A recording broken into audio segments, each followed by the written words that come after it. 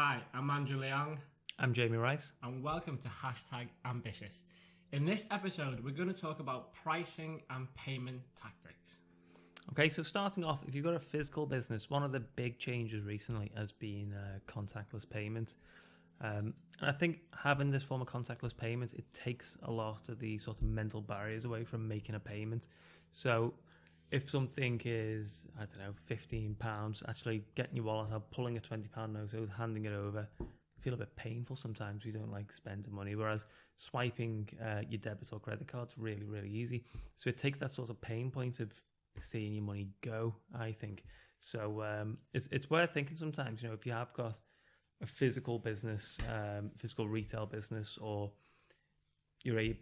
for example, you might be, we've had a plumber around recently who had, he actually had a terminal where he sort of accepted contactless payment. It was like 25 quid call out or something like that. And just did a contactless payment. Didn't feel like it paid him. Obviously it had, but it's generally a lot easier, and it just made the whole, and I'll use him in future because it's really frustrating. Thinking, I need to go to the cash point, get some money out, ring. Whereas I know that guy can accept contactless, or he's got a card machine now, so I'll just use him going forward because it's easier. There's a reason why casinos use poker chips. It's just, it doesn't feel like you're paying. It's just yeah, absolutely, yeah. That's a really good example of that, because if you were actually pushing a bunch of £20 notes into the middle, you probably would be thinking, what the hell am I doing? But yeah, poker chips, it doesn't seem as bad, does it? Yeah. Another one is something called charm pricing. So you probably recognize this with prices ending in 9. So that can be a whole number such as £49, or it can be in pence, or it can be £48.99. So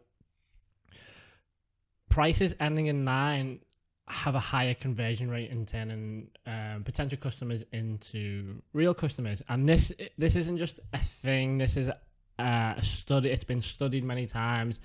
There's one study by the University of Chicago and MIT, and they did an experiment. So they were selling dresses in this experiment, and they did them at a range of prices. I think it was, got it here, $39, $49, $59, and $79. So they sold those dresses at those prices. They then took away $4 from all those prices, and then they sold them, and then they added $5 to the original $39, $49, $59, and $79. So they were, what would it be? The $79 would be $84.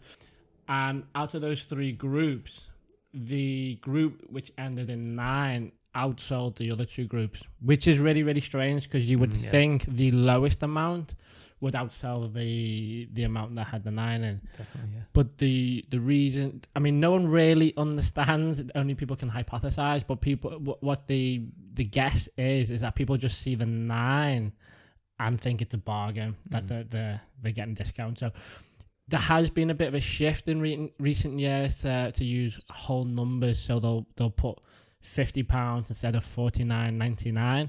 But the studies have shown time and time again, if you do $49.99, you're gonna sell more than the whole number. Yeah.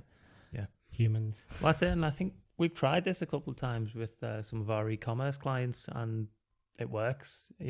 Again, can't explain why, but we've done it ourselves for clients, and it's worked. So if you are currently using round numbers, give it a go, see what happens. Drop a penny or a pound, to get it to a 9, aren't you? Yeah, you might as well give it a go. It's not gonna hurt.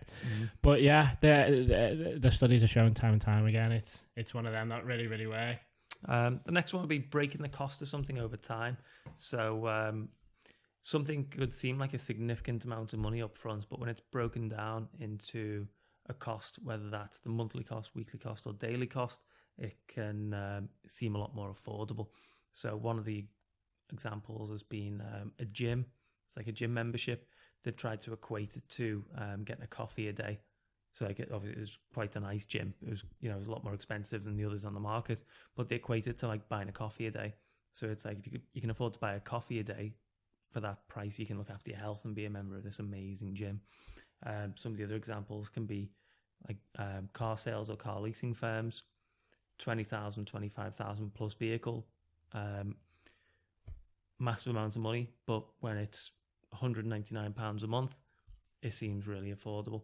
So breaking the costs over a period of time can turn people into customers. When they wouldn't pay the whole lot up front, they'll potentially be more likely to buy from you if you can break that pricing up over a period of time. Doesn't just have to be products either. If you're selling software as a service, you can do it with software as well. So rather than your custom, it depends what software you're using or whatever it is you're selling. Rather than say it's £500 for the year, or it could even be in the thousands. If you give them a monthly amount, they're more likely to make that purchase. Mm-hmm.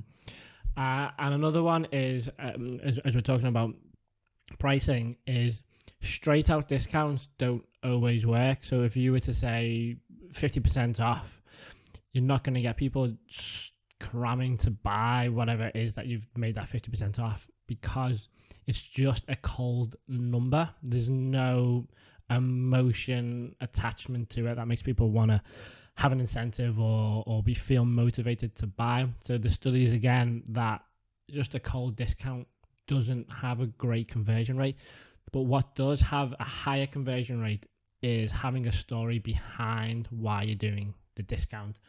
Whatever that story is going to be unique to your situation, to your product, to your business.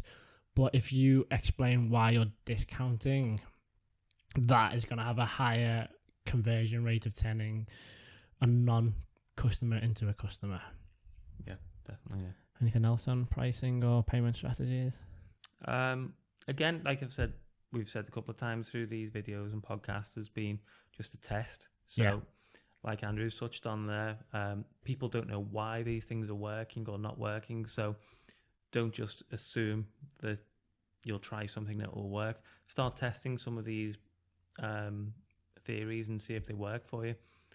If they don't work straight away, give it some time. Then go back to the drawing board, try something else. Just keep testing to see what gets you the best results. Sorry, I know we're drawn to. I always do this now, don't I? Because when we're drawn to a conclusion, I always think of something. So when we're dealing with customers, we're dealing with people, and it's good to have an understanding of both logic and emotional. So I like to think I'm more logical than emotional. And we have, when we work with clients, and especially e-commerce, I've suggested we do round numbers, because I thought, why do we always have these price change? You know, why can't we just have a round number? And that I thought was just logical. But humans are not driven by, in the most part, by logic. They're driven by emotion. So these are good to have an understanding of these and do implement them, because I have fallen for the trap in the past with, well, everyone else is doing 99p or £49, so we shouldn't do it. And I'm not saying it's massively hurt us, but if the studies are showing this is how most people make a purchase and how they operate, it's best to go with that, really. Yeah. That's just a little point I wanted to add at the end. Thank you so much, and we'll see you in the next episode.